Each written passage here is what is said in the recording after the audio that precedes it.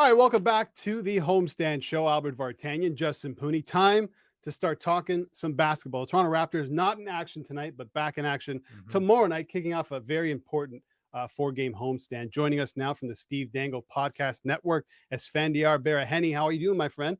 I'm good. Thank you very much for having me. Appreciate you guys. And you nailed the pronunciation, by I the way. got it. Yeah. So I was so nervous leading into them. I got to hit it. Yeah, I you can't go. screw his name up. You got It's it. not a Yeah. hard name to pronounce once you get it, though. Once you get the vibe of it. Yeah. Yeah. I agree. Okay, the Toronto Raptors. Some good news came out today regarding Scotty Barnes. The wrist injury isn't as serious as one thought it would be. Looks like he's going to be day to day. May not play against the Pacers. I want to talk about this upcoming homestand. I mean, they have the Pacers, Pistons, Wizards, and Heat. Must win is being thrown around a lot, especially now in the NBA, especially around the Toronto Raptors.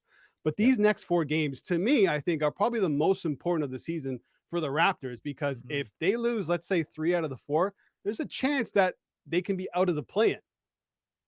Absolutely. And you mentioned it, but I think they've taken care of business at home all season. Yeah. They're 23-13 on at home and then 12-24 on the road.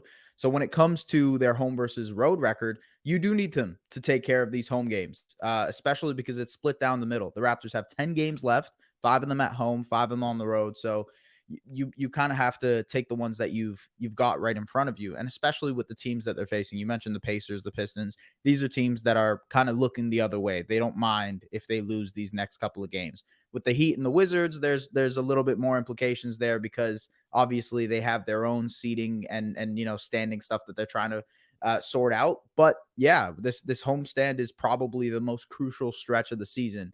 And I think the Raptors are playing their best basketball to enter this stretch, to be honest with you. Just need to stay healthy. And as you mentioned at the top, being, Scotty Barnes being okay is going to be a big part of that. I thought they looked really good. We talked about this yesterday, their game against the Bucks, right? Obviously, they didn't have a very good fourth quarter, but they played a really solid game against one of the best teams in the NBA with a potential MVP, and Giannis, who was perfect from the field. Get rid of the negatives from that game. There's got to be a ton of positives coming out of there. Is there something that you notice in particular that they can take on now moving forward for the rest of the season? I think they sort of just know who they are. And I know it's sort of late to have that. Obviously with 10 games left, you don't want to be still figuring out what you are as a team, but especially with the Jakob Poeltl edition, the way the rotations are being thrown out there is much more concise. There's a couple of people who have written about this, but the way they're staggering their starters and using their bench and kind of throwing them in there with the starters instead of throwing out full bench lineups like they did maybe 4 or 5 games ago. I think that's helped them over this last stretch, and especially in that Milwaukee game, to keep the flow of the game going. Talking to a couple of the Raptors players, you can tell that there is this emphasis on figuring out what the rotation is and how they can kind of get the flow of this bench going. The bench has been the topic of discussion all year for this team, whether they've struggled or whether they've done well. And I think finding the rhythm, the guys who can intertwine and kind of be the connective pieces between a starting lineup and a bench lineup is so crucial for this team moving forward. And I think they figured that out against Milwaukee and then over these past couple of games as well.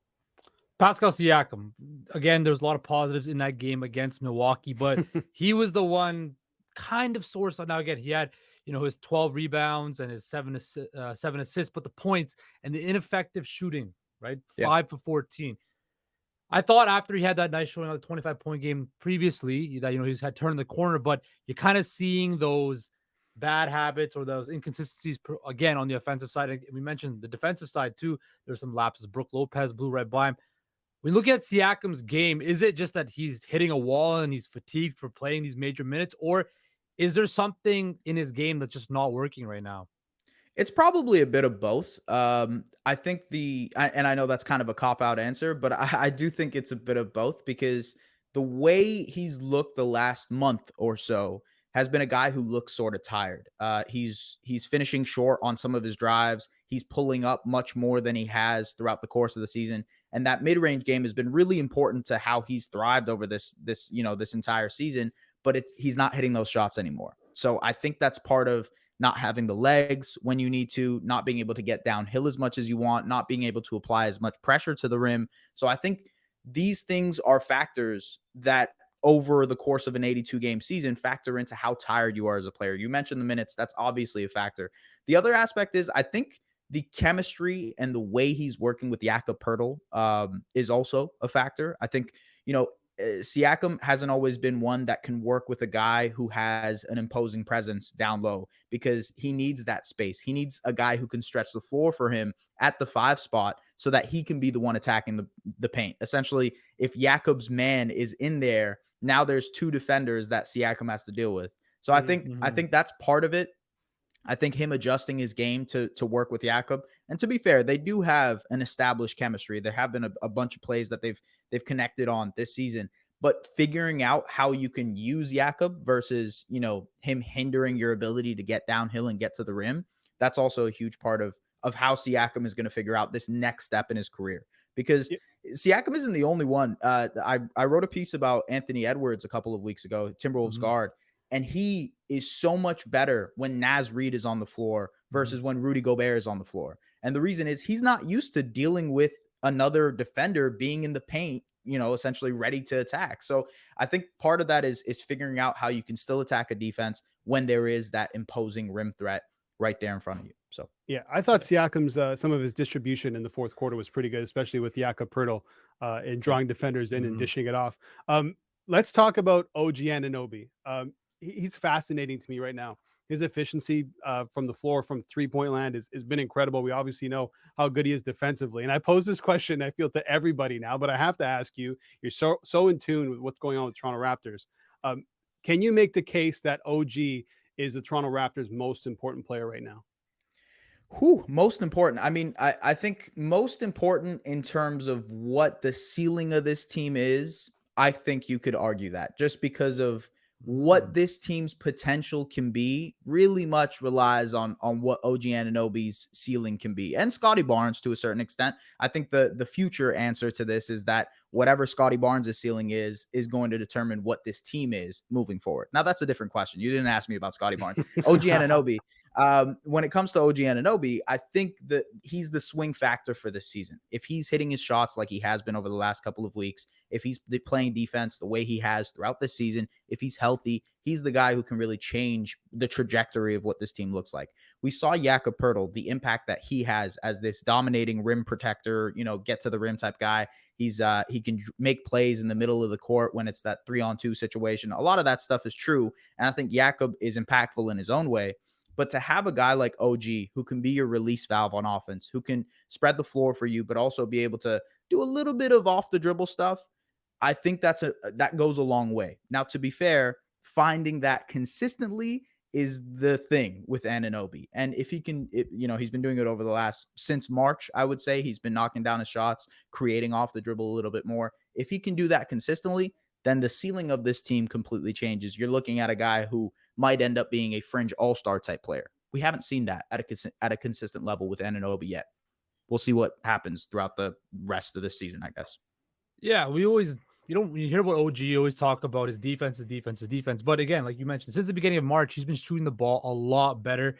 Yeah. I still want to see him try to become more of a traditional 3-and-D guy, catch and shoot guy, rather than sometimes I feel like he tries to go off the dribble, make his own move. But defense, I want to focus on that. Can he finally make an all-defensive team in the NBA?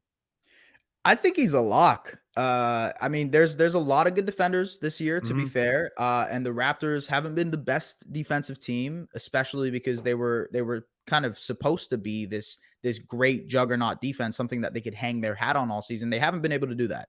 But when it comes to Anunoby, what he's provided, whether it be with the deflections or, he's still leading the league in steals per game, I think that's a cherry on top when it comes to his all defense, selection, if you will. The other thing is he's a very versatile defender. You'll see him on any given night.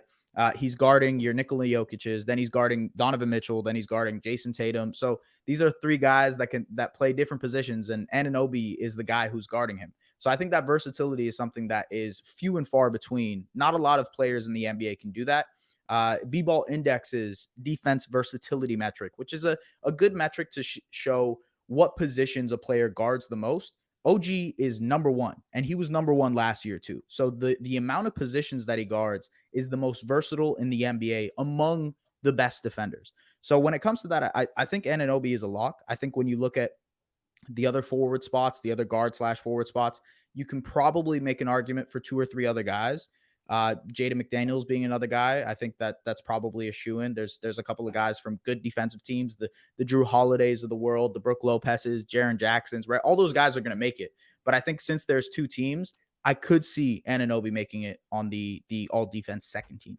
So you mentioned all those guys, the Brooke Lopez, the Drew Holidays, Jaden McDaniels. You can't forget Joel Embiid, Giannis, of course. Yep. We know in the NBA that the voting for certain, all NBA, all defensive MVP, it's kind of like a popularity contest, right? Sometimes it's just the players who get the most shine on national TV down south, the most clicks on ESPN or whatever. Could that work against OG Anunoby to make an all-defensive team because he's such a quiet individual who plays in Toronto? Yeah, I mean, that's always going to be the case when it comes to Raptors guys. It's sort of the way the cookie crumbles in the NBA, unless there's a guy who's making a lot of noise, who's being really loud about things. I think OG at the start of the year, he was very loud about things until he got hurt. Like he was saying, I'm the best defensive player. That got a little bit of traction down south in terms of, ESPN taking it and running with it. Him saying that he could be the defensive player of the year. And I think at the start of the season, there was some legitimacy to his defensive player of the year, candidacy, but with them not figuring it out defensively and with him being hurt, he kind of lost that kind of traction when it comes to the defensive player of the year. But I think Anunoby's resume, what people know of him, is his defense first. So I don't think it hurts him as much because it's something like an all defense nod, which is probably a little bit more nerdy of an award. Whereas like MVP or, any of these higher stake awards, it's more mass general narrative stuff. Whereas all defense is just like, okay, who are the best defenders in the NBA? Who are the guys we know? I think OG is on that list, even for the media down south, to be honest with you. It's incredible that only one Raptor has ever made an all-defensive team, and that was Kawhi Leonard. Absolutely. In 2019. Incredible. Quickly on Dillon Brooks. He received his 18th tech last night for taunting the Mavs bench. He's been going after Golden State, it seems like, all season. I kind of like the guy. He goes a bit over the top, shoving a cameraman and all those things. Yeah. Do you think Dillon Brooks and his rivalries with certain players and certain teams is good for the NBA? I think rivalries in general are good for the NBA. The NBA is in a spot where it could use all the rivalries it needs. I know this is a old man take. This is going to sound very old manny of me, but like, yeah, it was great when there were true, like actual beef happening in the NBA, when guys genuinely didn't like each other. And what you see nowadays is, yeah, guys admire each other. Guys are following each other's game. Giannis was on the Hassan Minhaj show and he was like, oh yeah, KD, you did this, but I'm totally joking. I love you. I did, I admire you, all that stuff. That has sort of, it's lost its luster. So when you have guys like Dillon Brooks who are agitators, when you have guys like Draymond Green who are agitators, those type of players, in my opinion, make the game a little bit more interesting. Make it so that there is more livelihood in what's at stake. There is some rivalries going on. Klay Thompson doing the 4 rings thing to him. That's the type of stuff people enjoy watching, right? A casual fan is watching that saying that's amazing. So I think that's great for the game. I think it's great for the advertisement of the game. Yeah, he is out of control sometimes. I don't think the cameraman thing was cool at all. I hope, he steps in and figures out how he can help that situation, because that was not a good look. But outside of that, having a guy who's an agitator, a guy who's, kind of like, what is it with hockey? What do they call them? Bruisers? I don't remember what they call them. Agitators? I don't know. Is it? Yeah, whatever. But bruisers. Yeah, I love that. I don't know. I have no idea what they call it in hockey, but like, like your, what's that guy? Chara on Boston, right? Chara, for a really, really long time. So you just need those type of guys in the NBA a little bit too, just to keep things spicy. Yeah. The difference between a guy like Chara and a guy like Dillon Brooks is that Chara is actually a very, very, very Hall good of player, Fame accomplished player. Oh, yeah. I love Dillon Brooks. That's not a shot at Dillon Brooks. Esfandiar, thank you so much for coming on. You dropped some serious knowledge. Let's do this again soon. Absolutely. Thank you guys for having me. All right, coming up after the break, me and the birthday boy are going to wrap up the show.